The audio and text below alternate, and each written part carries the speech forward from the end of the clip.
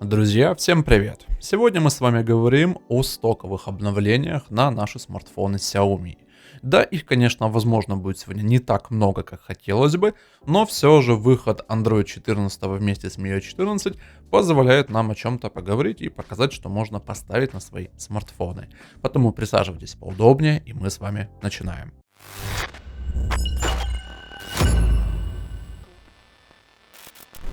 У нас сегодня подопытным выступает несколько необычный смартфон, который не особо в последнее время мелькал в наших обзорах. Это Mi 11 Lite.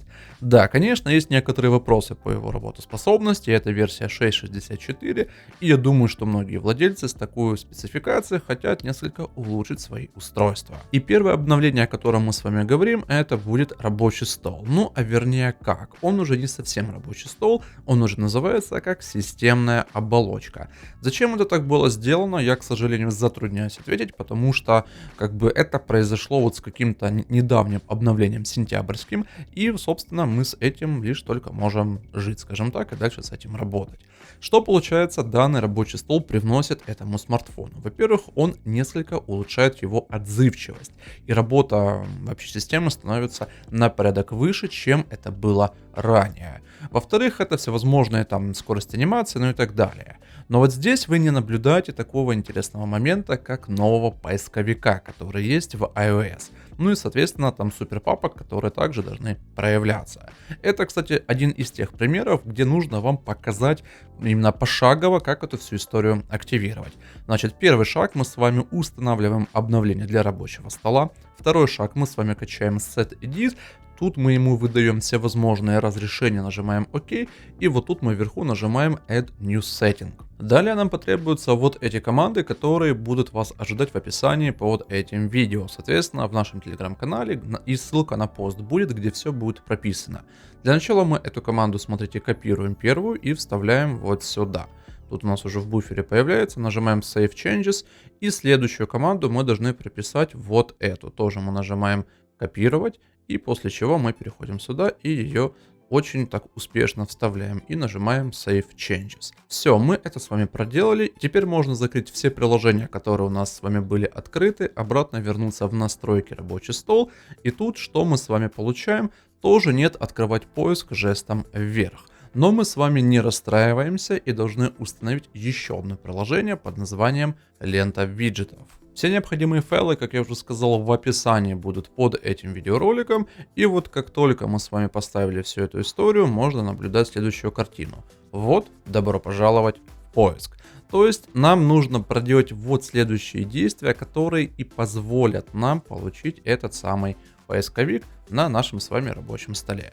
Но если вам и этого мало, мы, конечно, можем с вами еще извратиться и зайти в расширенные настройки, регион. Далее тут мы можем прописать Индонезия, и после чего мы с вами этот регион выбираем. Так, мы его активируем.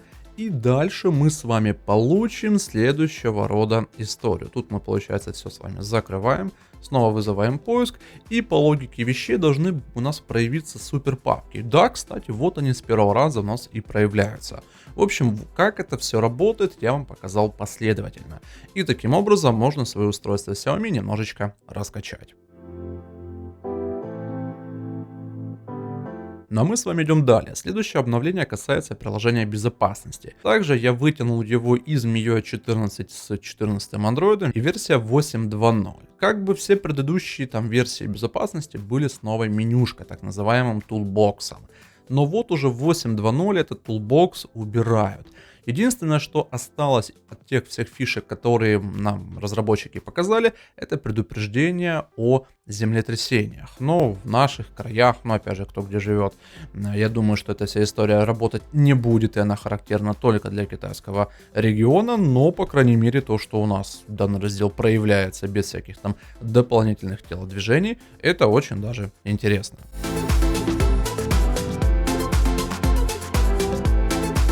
И следующее обновление, которое также стоит затронуть, это приложение галерея 3564 Global. Что оно тут добавляет? Ну, в основном оптимизация, фиксы, ну и так далее. Ничего нового именно для этого аппарата мы с вами не получаем в плане там дополнительных плюшек и разделов. Также, что еще могу отметить, это полный переход на резервирование Google Фото. То есть компания Xiaomi отказалась от Mi Cloud, и вот что мы с вами получили. Собственно, это и все, что по галерее.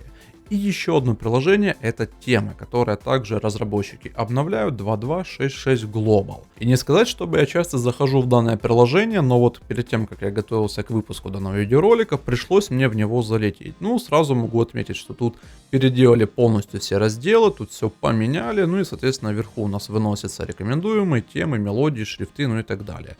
Тут у нас, ну, как бы 3 раздела осталось, в которых там все у нас компоненты, которые мы когда-то с вами устанавливали, перемещаются.